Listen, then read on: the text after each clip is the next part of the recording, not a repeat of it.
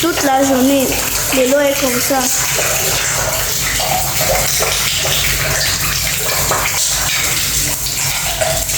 On a remplacé l'eau trois fois aujourd'hui. Bon boss, là je suis déjà au chantier comme ça là. Et comme vous pouvez le constater dans la vidéo, le plancher est sec, est complètement sec. Et je constate qu'il vient de nettoyer la douche. Tout est sec, tout est propre. C'est qu'il y avait une fuite au niveau de ce troisième niveau. C'est que ça devait se présenter.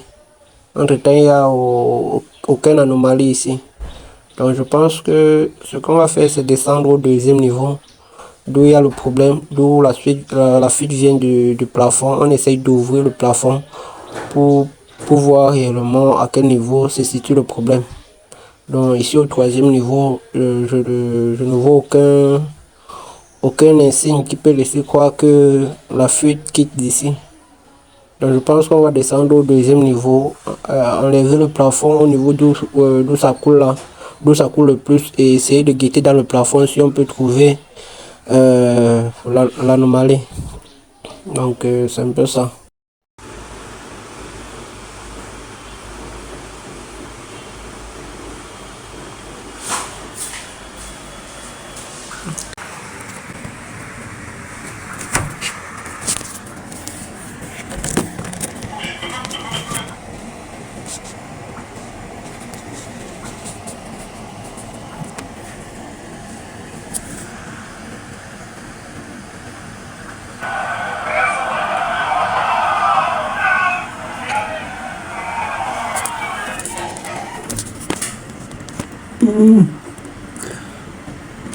Le problème ne vient pas du haut. Ça vient d'ici. Il y a l'évacuation des eaux usées là, qui entre dans la réduction dans le T de sang. Et au niveau de l'emmanchement entre le T et le tuyau, c'est coupé. C'est ça qui fait que ça coule ici. Dans le tuyau de sang. C'est entre le T de sang et le tuyau de sang que c'est coupé. Faut qu'on enlève ça.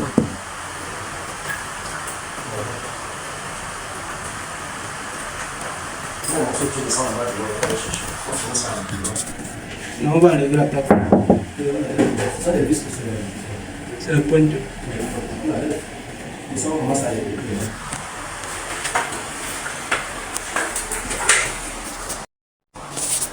Le problème qu'on cherchait depuis, zing, le voilà.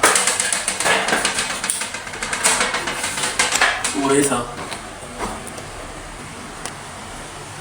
Donc quand ceux de l'étage supérieur utilisent, ça se déverse, au lieu de passer dans la canalisation, ça se déverse plutôt dans la douche de celui d'en bas. Donc on a constaté qu'il y avait une fuite là. On s'est dit qu'il fallait enlever le plafond pour vérifier réellement ce qui se passait dans le plafond. Et là nous sommes tombés sur ça. Voilà. Donc on se retrouve après lorsqu'on aura terminé de raccorder ce dernier. Je vous montre comment voilà, nous l'avions fait. C'était Denis Taku. Bigo.